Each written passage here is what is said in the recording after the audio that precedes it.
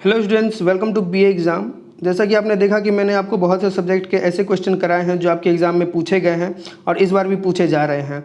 तो उसी में आगे बढ़ते हुए मैंने आपको हिंदी साहित्य की आदिकाल की यहाँ पे मैं वीडियो आपको प्रोवाइड करा रहा हूँ। यह पार्ट 1 है और काफ़ी जो इंपॉर्टेंट क्वेश्चन इससे पूछे जाते हैं वो मैं आपको प्रोवाइड करा रहा हूँ और ये परीक्षा में पूछे भी गए हैं और इस बार भी पूछे जा सकते हैं इनमें से सभी भी, चाहे आप किसी भी यूनिवर्सिटी के क्यों ना हो। अगर आप में हिंदी साहित्य आपने लिया है तो इसमें ये पूछा जा सकता है। तो चलिए वीडियो को स्टार्ट कर लेते हैं, लेकिन अगर आप चैनल पर नए हैं तो चैनल को जरूर सब्सक्राइब कर लें। और मैं आपको बता दूं कि यहाँ पे मैं क्वेश्चन जो है काफ़ी समझाऊंगा नहीं, मतलब आपको सिर्फ एमसीक्यू कराते जाऊंगा और आपको इसमें से किसी का भी आंसर पता हो तो नीचे कमेंट बॉक्स में आंसर जरूर करें, इससे आपकी अच्छी प्रैक्टिस हो जाएगी। तो चलिए देखते हैं पहला प्रश्न है, हिंदी कवियों का प्रथम वृत्त संग्रहकार कौन था? गारसा तासी, करीमुद्दीन, शिव सिंह सेंगर या फिर ग्रियर्सन? इसका जो राइट आंसर होगा वो होगा ऑप्शन नंबर सी, यानी कि शिव सिंह सेंगर। चलिए दूसरा प्रश्न देखते हैं, modern vernacular literature of Hindustan में वर्णित कवियों की संख्या है 953, 952, 692 या फिर 1000? इसका राइट आंसर होगा 952। तीसरा प्रश्न देखते हैं, हिंदी नवरत्न के लेखक हैं शिव सिंह, मिश्र बंधु, योगी हरि, रामचंद्र शुक्ल? इसका जो राइट आंसर होगा वो होगा ऑप्शन नंबर बी, यानी कि मिश्र बंधु। चौथा प्रश्न है, इस्तवार द लितियरूर एंदुई हिंदुस्तानी ग्रंथ किस भाषा में लिखा गया है? इसको आप एंदुई हिंदुस्तानी तक ही याद रखेंगे तो काफ़ी अच्छा होगा, बहुत ज़्यादा बड़ा नाम हो जाता है तो आपको याद रखने में दिक्कत होगी। आप बस एंदुई हिंदुस्तानी तक ही याद रखें तो काफ़ी अच्छा होगा। इसका जो राइट आंसर होगा वो होगा ऑप्शन नंबर सी, या फ्रेंच भाषा में लिखा गया है। आपको बस इतना ही याद रखना है, इससे ज़्यादा इसमें कुछ पूछा नहीं जाएगा, ठीक है। पाँचवा प्रश्न देखिए, मिश्र बंधु विनोद में हिंदी साहित्य के इतिहास को कितने कालों में विभाजित किया गया है? 5, 4, 3, 2? इसका जो राइट आंसर होगा वो होगा ऑप्शन नंबर ए, यानी कि 5 भागों में। छठा प्रश्न देखिए, हिंदी साहित्य के इतिहास का प्रथम स्थान बिंदु किसे कहा गया है? Modern vernacular literature of Hindustan को, मिश्र बंधु विनोद को, शिव सिंह सरोज या फिर हिंदी साहित्य का इतिहास यानी कि आचार्य रामचंद्र शुक्ल? इसका जो राइट आंसर होगा वो होगा ऑप्शन नंबर सी, यानी कि शिव सिंह सरोज।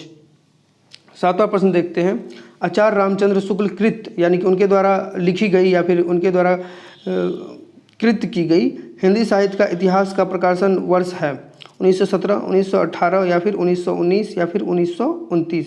इसका जो राइट आंसर होगा वो होगा ऑप्शन नंबर डी, यानी कि 1929। आठवां प्रश्न देखते हैं, हिंदी साहित्य के आदि काल को आरंभिक काल नाम से अभिहित किया है किसने? मिश्र बंधु ने, ग्रियर्सन ने, गारसा तासी ने या फिर शिव सिंह सेंगर ने? इसका जो राइट आंसर होगा वो होगा ऑप्शन नंबर ए, यानी कि मिश्र बंधु ने।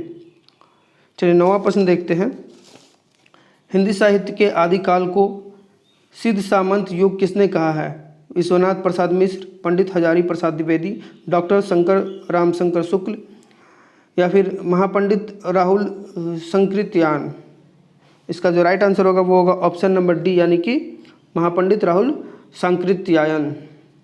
चलिए 10वां प्रश्न देखते हैं, चर्यापद के रचयिता हैं सरहपा, लुइप्पा, सबरप्पा, डोम्बिवप्पा? इसका राइट आंसर होगा ऑप्शन नंबर सी, यानी कि सबरप्पा। 11वां प्रश्न, अवधूत मत किसे कहते हैं? जैन संप्रदाय को, सिंधु संप्रदाय को, सगुन संप्रदाय को या फिर नाथ संप्रदाय को? इसका राइट आंसर होगा ऑप्शन नंबर डी, यानी कि अवधूत मत जो है नाथ संप्रदाय को कहते हैं। 12वां प्रश्न, पुष्य को हिंदी का प्रथम कवि किसने माना है? शिव सिंह सेंगर, मिश्र बंधु, राहुल संकृत्यायन या फिर हजारी प्रसाद द्विवेदी? इसका राइट आंसर होगा ऑप्शन नंबर सी ए, जो कि है आपका शिव सिंह सेंगर। 13वां प्रश्न देखते हैं, आदिकाल को चरक काल किसने कहा? चरण का काल, ठीक है, चरक काल नहीं, चरण का काल। डॉक्टर नागेंद्र, रामचंद्र शुक्ल या फिर राजकुमार वर्मा, मिश्र बंधु? जो आदिकाल को जो है चरण का काल कहा है, चरण का काल, वो है राजकुमार वर्मा, यानी कि ऑप्शन नंबर सी आपका राइट आंसर हो जाएगा। 14वां प्रश्न देखिए, शुक्ला जी ने आदिकाल का क्या नामकरण रखा है? तो शुक्ला जी के अनुसार जो उनका नाम है आदिकाल का गद्य काल कहा जाता है, यानी कि इसमें गद्य के बारे में चर्चा की गई है।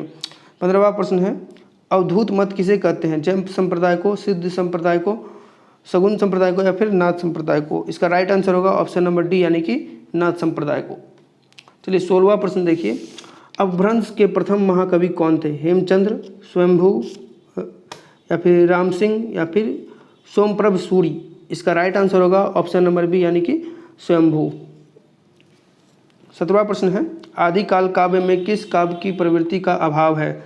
भक्ति, श्रृंगार, प्रकृति चित्रण, राष्ट्रीय चेतना? इसका राइट आंसर होगा ऑप्शन नंबर डी यानी कि राष्ट्रीय चेतना। 18वां प्रश्न है, आदिकाल को बीजवपन काल किसने कहा? महावीर प्रसाद द्विवेदी, हजारी प्रसाद द्विवेदी, लक्ष्मी सागर वात्सल्य, राजकुमार वर्मा? इसका राइट आंसर होगा ऑप्शन नंबर ए यानी कि महावीर प्रसाद द्विवेदी।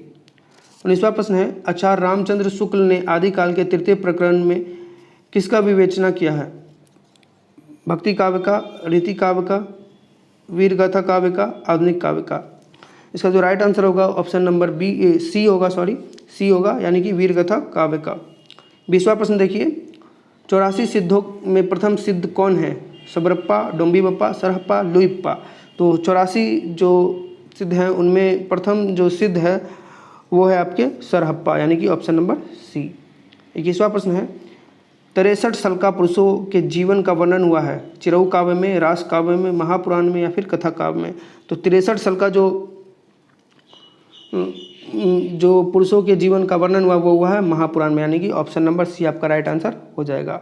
22वां प्रश्न है, आदिकाल में चरित काव्य सर्वाधिक किस साहित्य में रचे गए हैं? जैन साहित्य में, सिद्ध साहित्य में, नाथ साहित्य में, रासो साहित्य में? इसका राइट आंसर होगा ऑप्शन नंबर ए यानी कि जैन साहित्य में। 23वां प्रश्न है, सिद्ध कवियों की प्रतीकात्मक भाषा को क्या कहा जाता है? अपभ्रंश, प्राकृत, संध्याभास या फिर खिचड़ी भाषा यानी कि सदकुकड़ी? इसका राइट आंसर होगा ऑप्शन नंबर डी यानी कि खिचड़ी भाषा सदकुकड़ी। 24वां प्रश्न है, गोरी से वे सेज पर मुख पर डाले केस? पंक्ति है स्वयंभू की, विद्यापति की, अमीर खुसरो की, हेमचंद की? तो गोरी से वे शोभे सेज पर मुख पर डाले केस, ये जो पंक्ति है यह है आपके अमीर खुसरो की यानी कि option number C right answer है।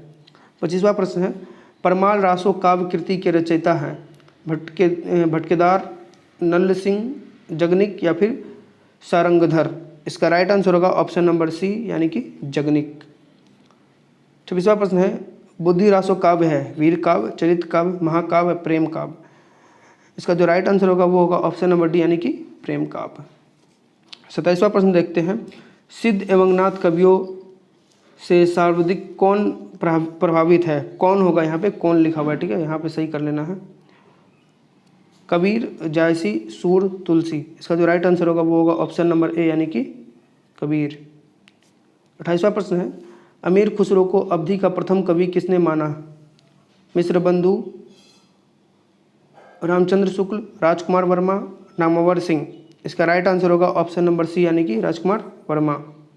29वां प्रश्न है, प्रशस्ति मूलक मुक्त काव्य है पृथ्वीराज रासो, प्रकृति पेंगलम, बृतेश्वर बाहुबली रास या फिर हमीर रासो? इसका राइट आंसर होगा ऑप्शन नंबर बी यानी कि प्राकृतिक पेंगलम।